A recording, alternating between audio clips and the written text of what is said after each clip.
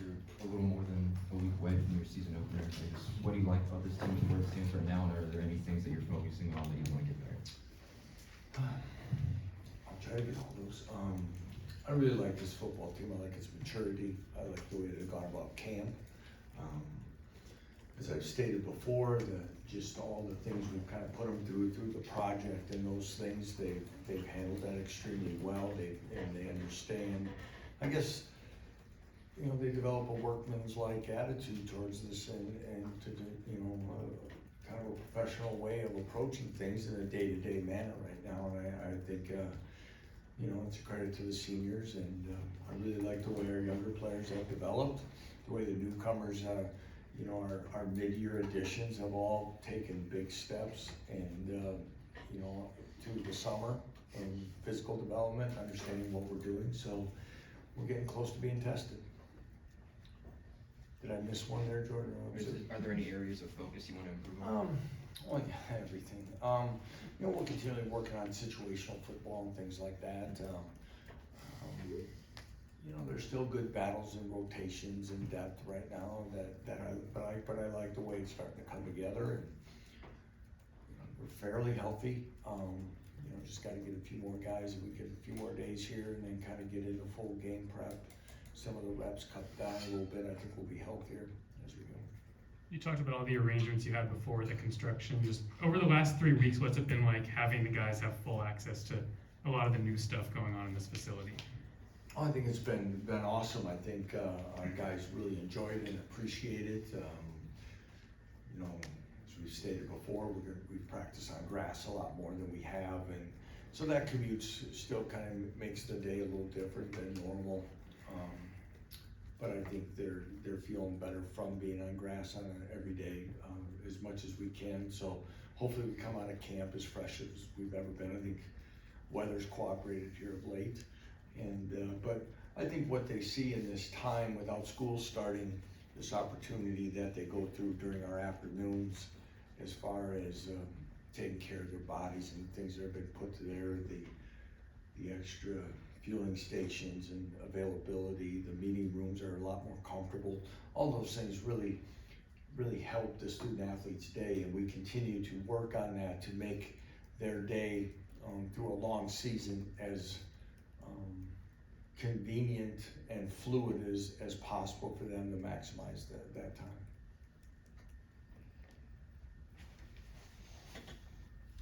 We talked to Coach Gildersleeve last week about Caleb Taylor's process in the program. How much do you feel like he embodies what you want players to be in the program? Yeah, you know, he's one of those. I think Caleb's a good one. I think Taiwan Berryhill's kind of been that at times for us. There's those, you know, and as a head coach, it reminds me that I've got to sometimes take a step back and understand that everyone's going to progress slightly differently. And I think Caleb would tell you some of the same things that, yeah, I don't know, maybe if he was fully bought in right away to the way and how I was doing. You know, obviously there's different people telling you stuff, and you know, there was a guy a few years ago, and some of it, of course, is development as well. But you know, I think our first year, he might have started this season close to 280, maybe. Probably was playing, you know, 2/3 through the year at under 260, and you know, and then, you know, for him it was tough to keep him on the field, and people are wondering why we're not stopping the run. So I mean, it kind of goes together. Now he's over 300 pounds consistently, and he's keeping it on, and he's playing better, and he's confident. But the thing about a guy like him, he's worked through all that. He's seen, I think, consistency from the staff and approach and what we expect, but also that we do care and we want what's best for him and his football team and program.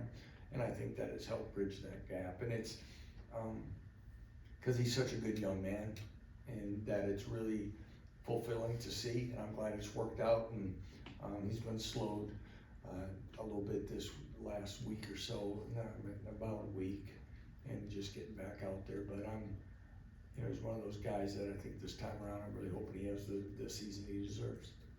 We've seen the clips of Jalen throwing in practice. We've been at practice and seen him there. Just what have you seen from him over the course of camp? Well, since you brought Jalen up, I'll make sure, you know, I think it's this time of year, I'll announce him as our starting quarterback, okay? He will start the opener. I've seen a lot of good things from Jalen Daniels in the last 10 days. And, he hasn't missed anything. He's played well. And he's confident, he's excited, his enthusiasm is contagious. And we all know that it's important for him to stay healthy. And, but it's good to see. Lance over here. The supporting cast around him, how much has they've supported Jalen along the way? Guys that are, you know, Devin, Daniel Highshaws of the world that have just been around him.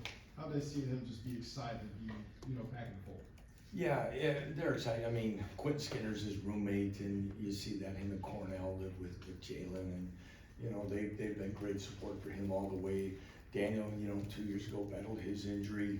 You know, Devin and Jalen, you know, are very close as well. So to see that kind of not just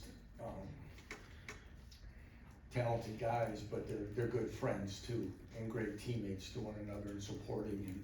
So it's been great to see, and part of the thing is I'm talking about where he's going. I think, I'd have to ask some of these other guys, but I think it was like 4 days ago, maybe, was the first time Jalen, Lawrence Arnold, Luke Grimm, and Quentin Skinner were on the field practicing together fully, probably since last season. Lawrence got hurt in the first spring practice. I don't think Jalen went through, or wasn't going through team reps the first day. So to have those guys back on the field with Devin and Daniel, it's kind of a nice little glimpse about how explosive this group can be. Defensively, I know the defensive line has been one that you try to work on some depth. Just how have you seen that unit develop throughout the course of this preseason? Well, you know, you never know till you fully get into it because, you know, there's limited live tack. I mean, we've scrimmaged and stuff, but I've tried to keep it in perspective of where we were a year ago. You know, we talked about the loss of Austin Booker, but, you know, I don't remember talking a ton about Book last year at this and what a great player he was going to be, and he was going to be first team all conference and a draft pick. So, you know, I watched Dean Miller have a really good camp. He plays hard. He's done the things we've asked him to do. Another player, kind of like Caleb, it's taken a little bit to fully maybe grasp it or buy it all in, but he's done it, and it's really exciting to see. Jeremy Robinson's extremely steady and a good football player. He missed spring with a labrum, but you know, Tommy Dunn and DJ Withers is now, you know, they're juniors and they played a fair amount of football.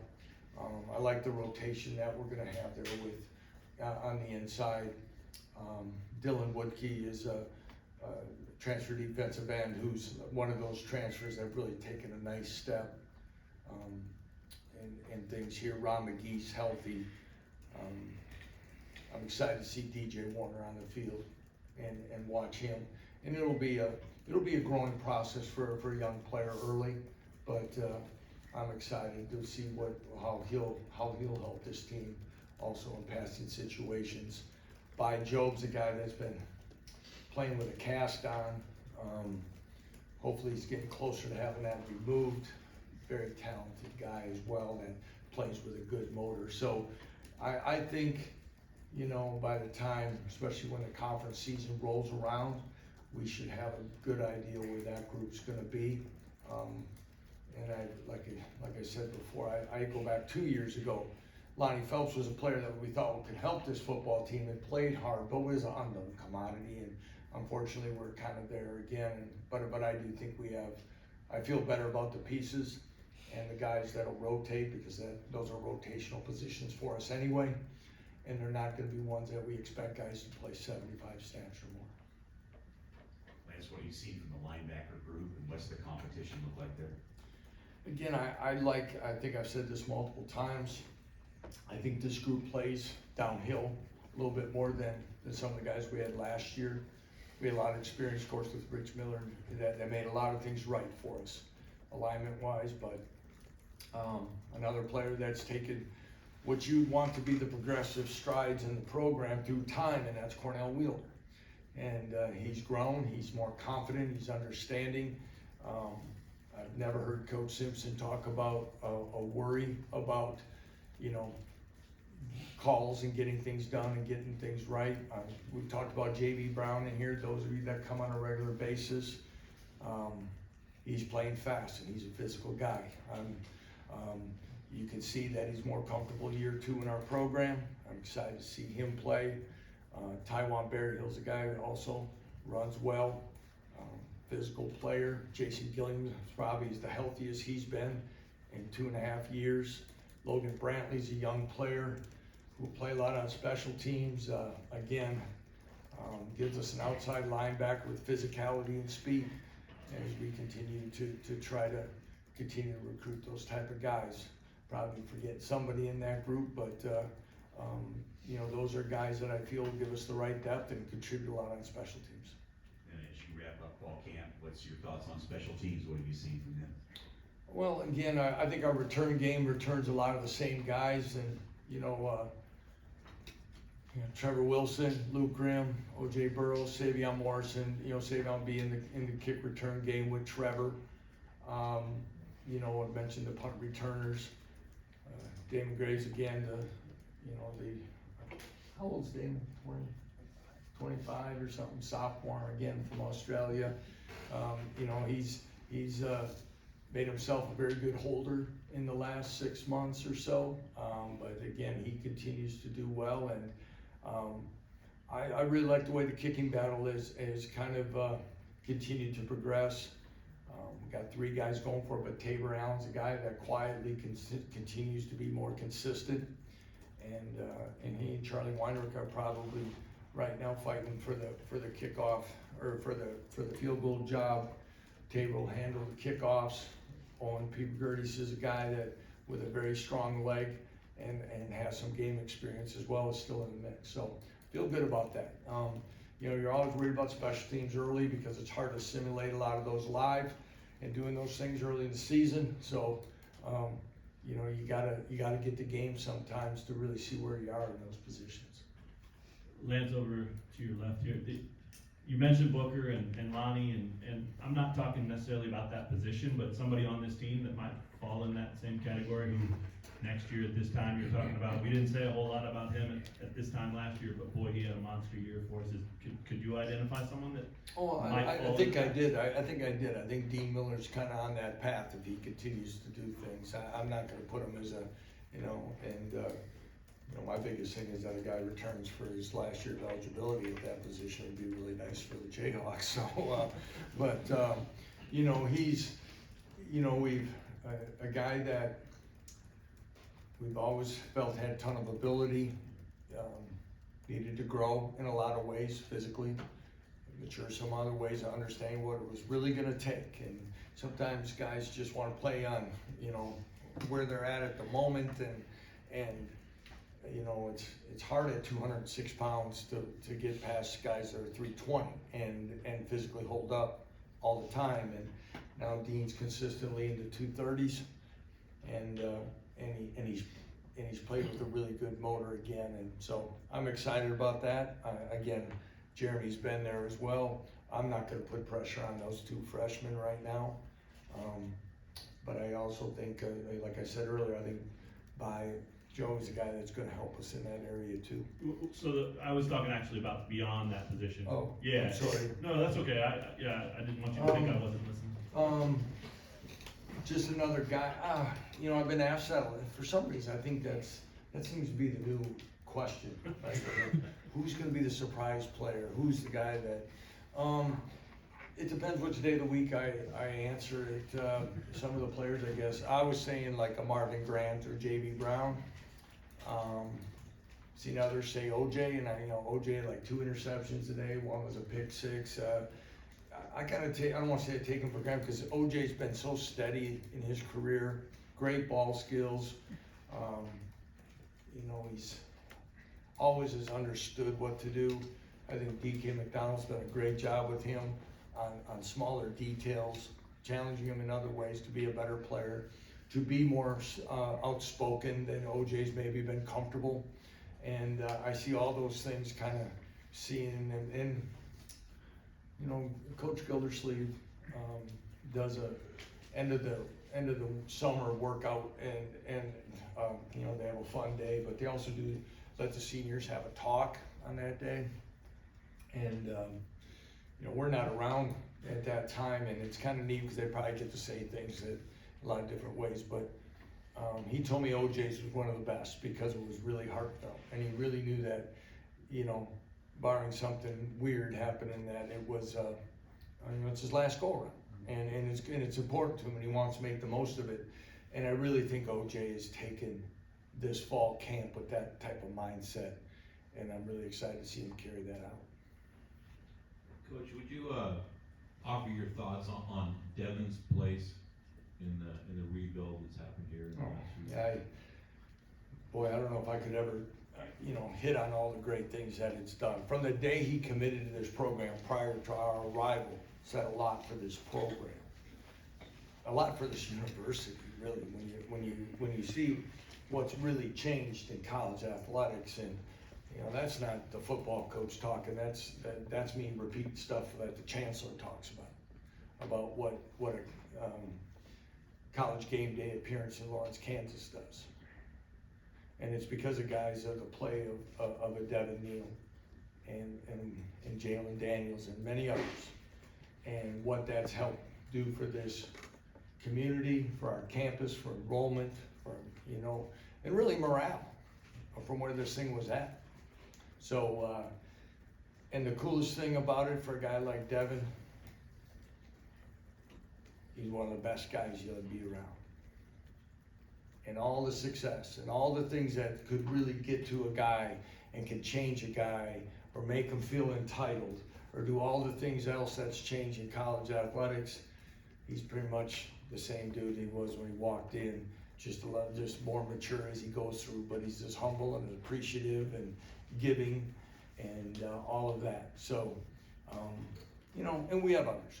This is a really good group, and you know, we're gonna miss them a year from now or whatever, but I'm sure hoping it's the fastest, slowest, most productive season we can ever have. I know you guys did some rotating at guard on the offensive line last year. Did you like that? Do you think you'll do something similar this year? If they're ready, one thing I like about our line, I said this last night at an event, that I think, you know, I don't know if there's a Pooney in there, but you know, I like where we're gonna be in the offensive line 6 through 10 by the end of September. And Calvin gets healthier. Talked about Nolan Gorsuch. I think Logan Brown's plays, you know, has played his most solid football here. Daryl Simmons and Shane Baumgartner are both a lot more comfortable and better and look better physically and are moving better than they did when in the spring. So, you know, they're gonna deserve to play too. And you know, Shane and Bryce are fighting it out, and Bryce just got here, and Bryce can play guard as well. And if we can keep guys, if there's not a big drop off, if there's not we don't lose anything in communication that affects, you know, the effectiveness of and the production of the offense, why wouldn't we want to play a few more guys there and be a little bit more fresh than maybe we were a year ago in the fourth quarter? And, you know, Kobe Baines is an extremely physical guard, but I think, you know, rotating maybe him and Daryl some it's going to make him better in the fourth quarter. And, you know, Bryce Cable is going to be very steady. Michael Ford, was because he's used to playing the whole game. Maybe there's a time to give him a breather in there.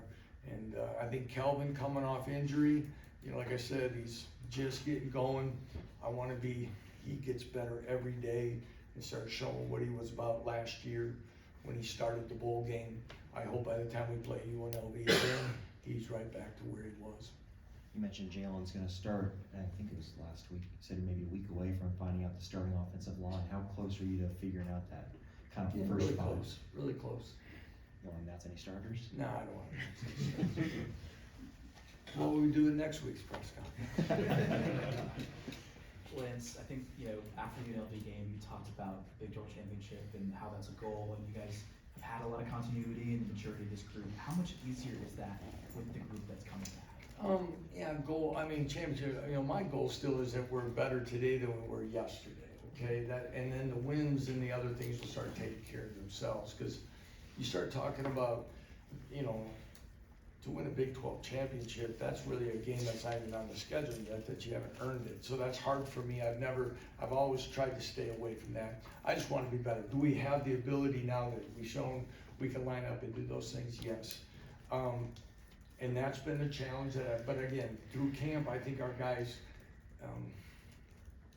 they still go out and play, and that's what we want to do. All these other things that can happen sometimes, I want to stay away from. No offense to everything you're covering and writing and tweeting and whatever else, but we gotta go back and play and prove it. Because if not, then we'll be disappointed.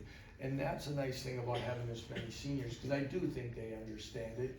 And they do understand that the things that we talked about when we were a 2-10 football team are still the same things we talk about now with the type of team and maybe expectations that could be available if we do what we're supposed to. Coach, I was just wondering if you had any time to have seen the success of the Jayhawks in the preseason this year with being Fairchild? Honestly, I haven't. In fact, it was Andy that told me that Mason had 3 catches and that, but I did send a clip to him and I told him congratulations, and I was proud of him, and just had a short text conversation with him. Same with Jason, a little bit with Dominic, probably more the first week, not the one with Mason, but when he played against the Titans, and he and Scott Fuchs were together, because Scott sent me the picture of those 2 guys, which is cool. Proud of those guys. It's tough when we're in the middle of it, and these, I'm not even sure when the games are all on, but but awful proud of them. So. What's been your impression of Jeff Grimes so far, and how the offense has been going? Again, probably feels good about Jeff as the day I hired him. I feel, Jeff's been a part of different programs and some of the things, and it's good. I know Jeff went through some adjustments here. It's like, I think I've said before, like learning a foreign language, because he learned all the terminology, things like that. But I also, Jeff, he didn't share it to me right away, but our practice style format is something he'd never really been through before, so it was an adjustment. And now that he's in the groove of it, he really likes it, and I said good, because I'm not changing it.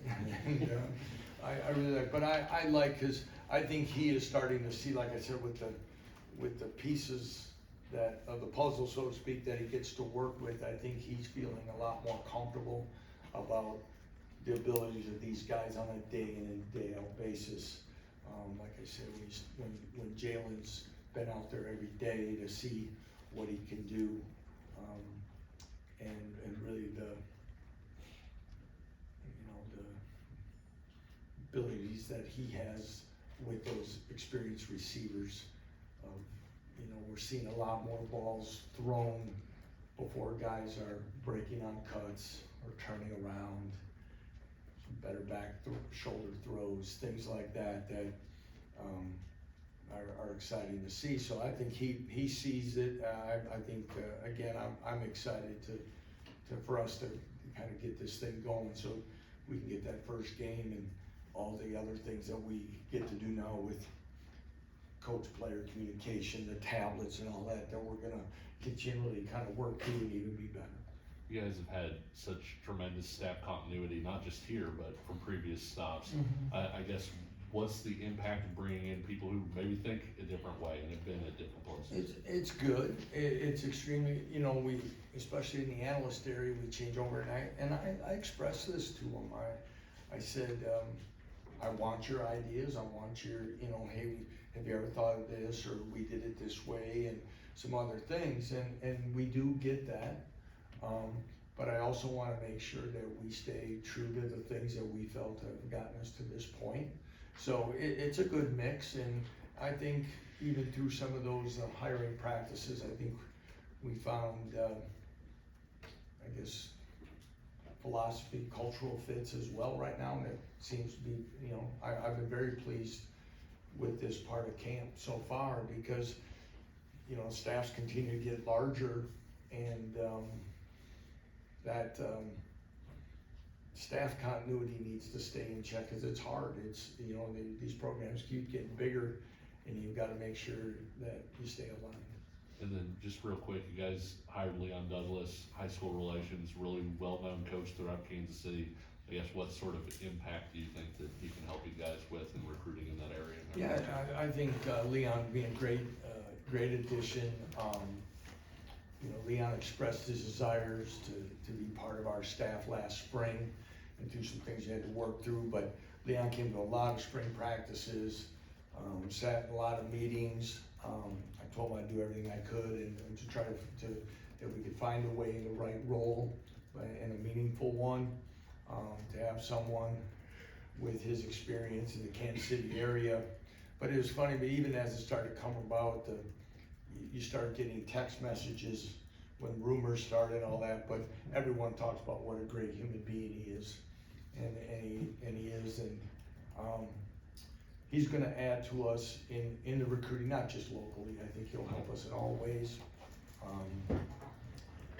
When I had a chance the first year, when I met him, you know, he had an administrative job too in North Kansas City, and to watch him, not on the field, but as a school administrator, professional, I was impressed.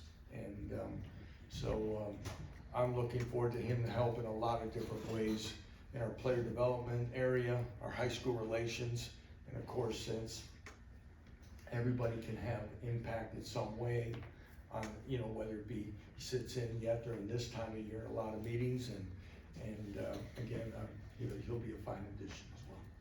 Got time for one more, go to Harold.